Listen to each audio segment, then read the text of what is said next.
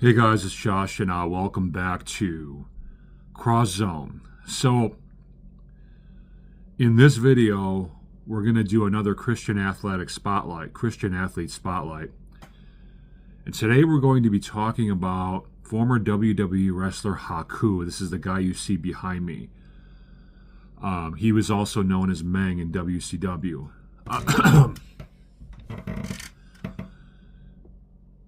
Meng has a very interesting story.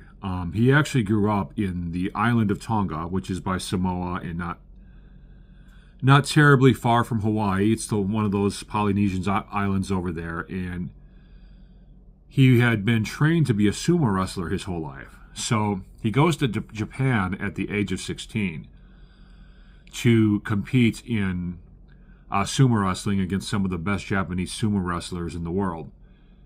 And he he was doing pretty well at it, actually, but he wasn't making money, wasn't making enough money to support himself.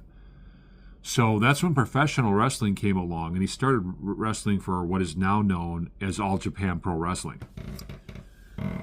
So he did that for a while, and eventually he came over here to the United States to work for the WWF, now the WWE.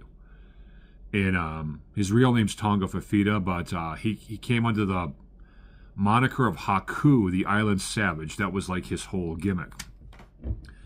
And he wrestled in the Bobby Heenan stable. You know, Bobby Heenan had a bunch of wrestlers that he managed and he would sort of speak for on the microphone and everything for the storyline purposes and on-camera purposes and stuff like this. Haku is a very accomplished wrestler. He actually won the King of the Ring at one point against Harley Race and became the king. And I know it's all storyline and not real, but you have to be pretty good at what you do to win the title, even though it's scripted. You see what I'm saying? Winning a WWE title, it's kind of like winning an Oscar in Hollywood, right? So your acting in the wrestling genre has to be pretty good for you to be considered a king or a champion or any such things like that. So, Haku beat Harley Race to become the king of the World Wrestling Federation. And most people would label Haku as a mid-carder, which means he never really reached the upper tier of popularity of the guys like Hulk Hogan, Randy Savage, Stone Cold Steve Austin, Dwayne "The Rock" Johnson. But he did pretty well for himself.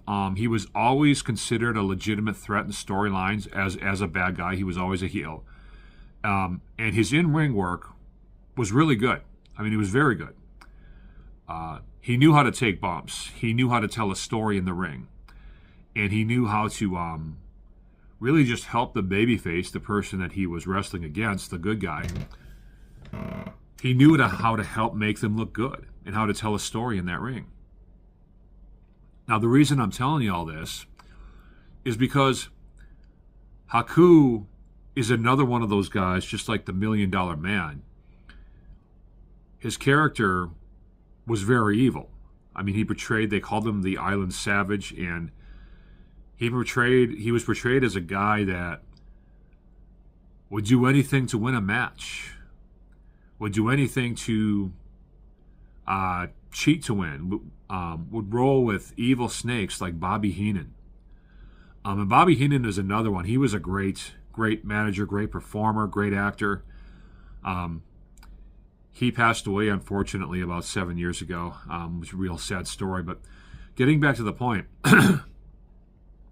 Haku then went over to WCW to wrestle as Meng. And that character got really over. He was still considered like a savage, but they didn't really call him like an Island Savage anymore. But he was winning a lot more matches over there. They were giving him better storylines for a while to work with and kind of help and prop him up for a while. But, excuse me. When WCW folded, Haku came back to WWE and really didn't have much of a remarkable career after that. He was kind of relegated to being a sideshow. But my whole point of saying all this is Haku has always been, the real guy behind Haku, Tonga Fafita, has always been a man of the Lord. He's always been a man who goes to church every week. He's always been a man that Everybody who talks about him says he will give you the shirt off of his back. Now, he's also, and here's a side note, he's also considered one of the toughest men alive. Numerous wrestlers have stories of him beating up 6, 7, 8 guys in a bar all by himself. And you know, when you hear stories like that, you kind of say, okay, well, whatever. But I mean, every wrestler that's ever been around him has a story like this. So this guy is apparently just like as far as being the toughest guy, like nobody ever would ever want to fight him, right? Like there are other guys in WWE who are considered tough. You couldn't pay them to fight Haku, right? Like he's just got that kind of a reputation. But he's also got a reputation as an extremely nice and caring and good man and a good family man and a guy who will do anything for anybody. There's numerous stories about him helping so many people in so many different ways, and it's all because of his faith. So, at least that's what he would say. You know, for me, as you know, I'm kind of an actor playing a role. I'm not a Christian no more. I'm just playing the role of Christian for this internship. But if I were a Christian, Haku would be the kind of guy that I would want to hang out with. He would be one of those Christians I say, this is a good Christian. This guy, he's the real deal. You know, he's got everything that Christians are supposed to have. He's got amazing self-control because, like I said, he's one of the toughest people on earth. So if he loses his temper on you, there's pretty much nothing you can do about it. Yet he never really acts on that unless actually physically provoked.